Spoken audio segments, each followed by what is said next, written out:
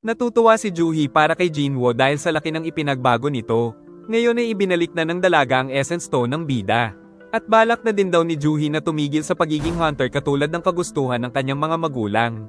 Naalala ni Jinwoo ang babala ni Mr. Wo na baka hinahunting na sila ni Hwang Dongso na isang S-rank hunter dahil kapatid nito ang pinatay niyang si Hwang Dongsuk.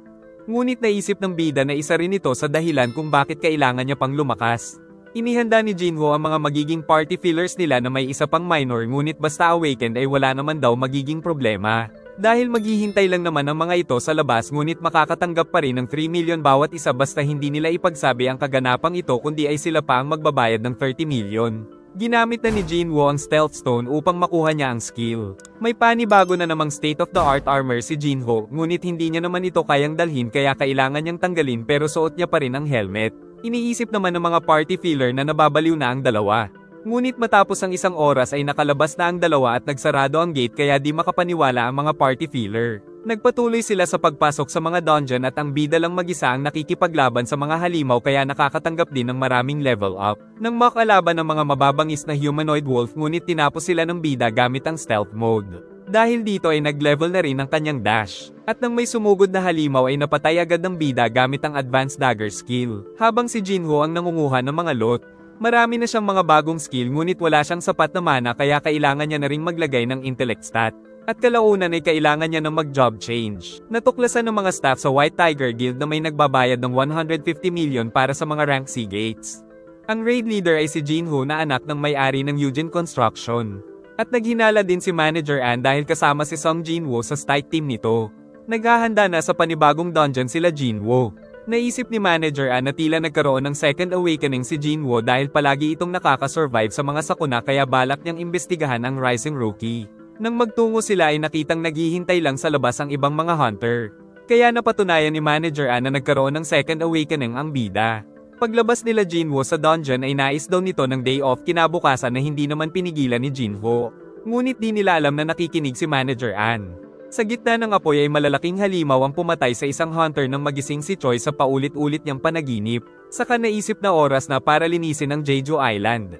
Nang papauwi si Jinwoo ay lumapit sila Manager An kaya nagtungo sila sa coffee shop at inalok siyang sumali sa White Tiger Guild sa mas malaking halaga. Ngunit nang malaman niyang 30 billion ang offer ng Eugene Construction kay Jinwoo ay wala na siyang nagawa.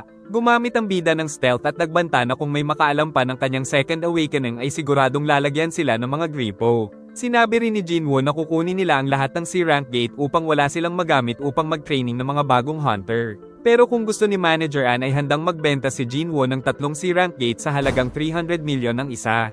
Tumawad naman si An kaya nagkasundo sila sa 200 million kada gate pero napakamahal pa rin ito.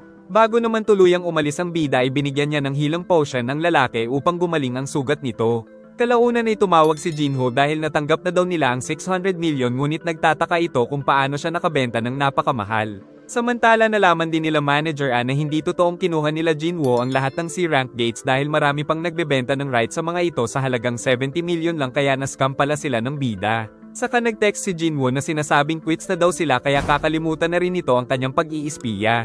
Ngunit masaya pa rin si Manager An dahil nakuha niya ang contact number nito. Kalaunan ay nagtungo si Jinwoo sa liblib na lugar upang walang makakita kapag kumuha na siya ng job change quest. Pagtanggap niya sa quest ay biglang nagkaroon ng mga pagsabog ng kuryente sa paligid saka nakita ang isang kakaibang gate na matapang niyang pinasok. Samantala sa mansyon ay nakita na rin muli ni Jinwoo ang kuya niyang si Jinsung. Pagpasok ng bida ay nalaman niyang bawal gumamit ng mga potion at full recovery. Kaya inihanda niya na ang dagger nang makita ang naglalakad na knight na agad niyang inatake ng sandata ngunit hindi umuobra dahil sa matigas na armor nito. Ngunit naisipan niya rin na gumamit na lang ng brutal na lakas upang matalo ang kalaban. Nababahala ang bida sa naaksaya niyang skill dahil hindi siya nakaka-recover ng mana sa dungeon na ito tapos dumating pa ang maraming monster knight. Samantala nalaman ng ama na tumanggi ang lahat ng S-rank hunter sa offer ni Jinsung. Sagot ni Jinsung na meron naman siyang negotiation sa mga hunter mula sa ibang bansa. Hindi na gumamit ng sandata ang bida dahil mas effective ang paggamit ng kamay sa mga armor type. Ngunit muntik na siyang mahiwa ng isang assassin monster na nakakagamit din ng stealth tapos inatake din siya ng mage type monster.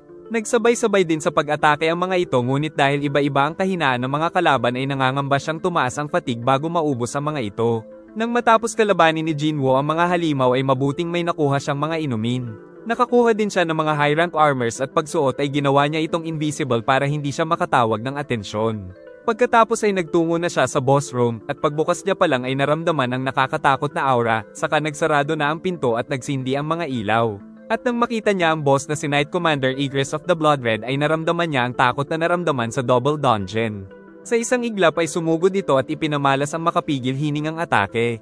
Ang sumunod ay nasa lag naman ng bida kaso napatalsik siya sa lakas ngunit may kasunod agad na ng hiwa sa pader na nasa likod. At hindi siya tinigilan ng napakalakas at mapaminsalang Monster Knight. Sinubukan rin ng bida na umatake subalit hindi makatagos ang kanyang dagger kaya muntik na siya nitong mapaslang at lumubog ang mga paa sa lakas. Naisip ng bida na gamitin na lang ang mga kamay ngunit tinanggal din ng Knight ang mga sandata nito para patas. Sa isang iglap ay binalibag si Jinwoo ng kalaban, saka inihagis pa siya sa pader at sinundan ng mga malalakas na suntok hanggang sa magiba. Nakaligtas man ng bida ngunit malaki ang pinsala ng kanyang braso. Gumamit ng dash si Jinwoo at sinuntok ito ngunit napakatigas talaga ng armor kaya nagpatuloy siya sa pag-atake ngunit siya pa ang napinsala nito. Mabuti na lang ay niligtas siya ng passive skill ngunit binato naman siya ng kalaban. Saka ito tumalon at sinipa siya pa ibaba na gumulong at tumama sa poste. Muli siyang nakipagsabayan sa halimaw dahil wala siyang magagawa kundi ang matalo ito para makalabas hanggang sa tamaan niya na ito sa leeg ngunit siya pa ang binugbog nito at pinatalsik. Saka hindi na naman siya nito tinigilang bugbugin at muli pa siyang hinagis. Tapos kinayod pa siya sa pader at inihagis patungo sa trono. Dito ay napagtanto ng bida ang kanyang pinasok. Kinuha na rin ni Egress ang espada nito upang tapusin siya, ngunit pag-atake ay nasa lag ito ng bida saka napatalsik ang espada at tinusok ang kalaban ng dagger sa mata. Sa kanya tinakal ng napakalakas patungo sa pader. Ngunit kinuha nito ang dagger kaya pinabalik ni Jinwoo sa inventory upang mabawi ito, sa kanya pinagsasaksak sa leeg ang Knight kaya nakakuha siya ng panibagong mga skill. At gamit ang buong lakas ay tuluyan niya na itong tinapos. Dahil dito ay nakatanggap siya ng gold at helmet ni Egress na S-rank na may reduced physical damage, Ruler Stone at isang instant teleportation stone na ayaw mapunta sa inventory kaya napaisip siya kung tapos na ang job change quest. Nang biglang lumabas ang mga portal at sinabing kailangan niyang mag-survive upang makaipon ng advancement points. Dito ay lumabas ang maraming mga knight kaya nahihirapan siyang ubusin dahil napakarami pang dumarating. Gumamit siya ng stealth at nagtago sa likod upang makabili ng mga mana subalit merong foresight ang kalaban at sabay-sabay na umatake ang mga ito na pinigilan niya sa isang iglap at nagsimula na siyang magwala pero napakarami talaga ng kalaban. Kaya gagamit na sana siya ng teleportation stone kaso nabitiwan niya na naman ito. Subalit sa pagsugod ng mga ito ay ibinigay niya pa rin ang lahat upang makasurvive. Kaso nahihilo na rin siya at naalala ang mga pangungutya sa kanya habang inaatake ng mga kalaban. Maging ang multo ng kanyang nakaraan ay nakikita ng bida. Kasabay ng pag-atake sa kanya ng kalaban. Ngunit nakailag sa mga sumunod na atake kaso nahuli naman siya ng malaking armored knight kaya nawawalan na siya ng malay. At sa oras na tatapusin na siya nito ay sakto namang napunta siya sa penalty dahil hindi niya pa nagagawa ang daily quest. Dito ay makakagamit siya ng mga magic potion upang makarecover ang katawan. Kaya nang lumabas ang mga centipede ay may lakas na naman siya para kalabanin ng mga ito upang makapagpatuloy siya sa quest. Samantala nagtataka si Gina dahil gabi na ay hindi pa rin nakakabalik ang kuya. Natalo na rin ni Jinwoo ang mga centipede at nakatanggap ng mga level up. Tapos bumili siya ng bagong sandata na pangontra sa mga knight at may kasama pa itong skill stone at ang ginamit ay nakakuha siya ng ruler's hand skill upang makontrol ang mga bagay at hindi pa ito gumagamit ng mana.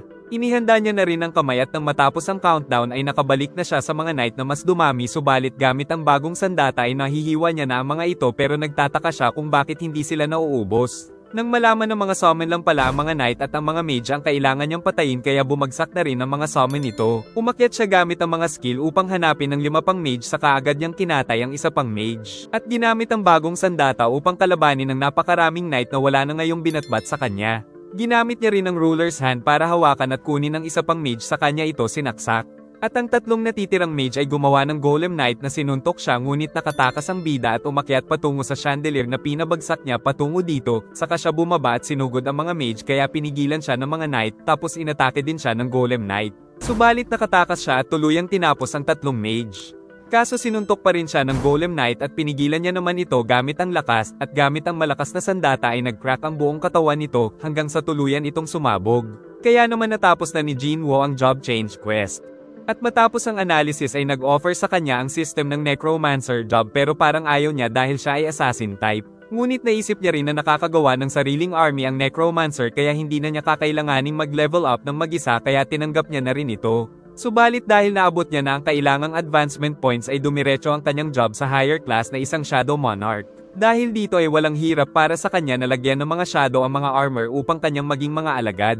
Naisip din niyang sayang naman si Egress dahil napakalakas nito kaya nag-release siya ng 11 ng mga normal knights at sinubukan niyang makuha si Egress. Subalit tumanggi ito at 2 beses na lang ang attempt. Sa pangalawang beses ay nabigo na naman ang bida. Ngunit sa pangatlo ay inalok ito ng maayos ni Jinwoo na siya na ang paglingkuran imbis na protektahan nito ang bakanteng trono. Kaya naman bumangon na ito at naramdaman ng napakalakas na kapangyarihan. Dahil dito ay nagkaroon na siya ng napakalakas na lingkod at isang hukbo na gagawin ng kanyang mga utos. Nag-enjoy ka ba? Mag-like and subscribe at pindutin ang bell para updated ka sa susunod na upload. Sana ay nagustuhan nyo at mag-like and subscribe ka na rin para muha-muha chup chup.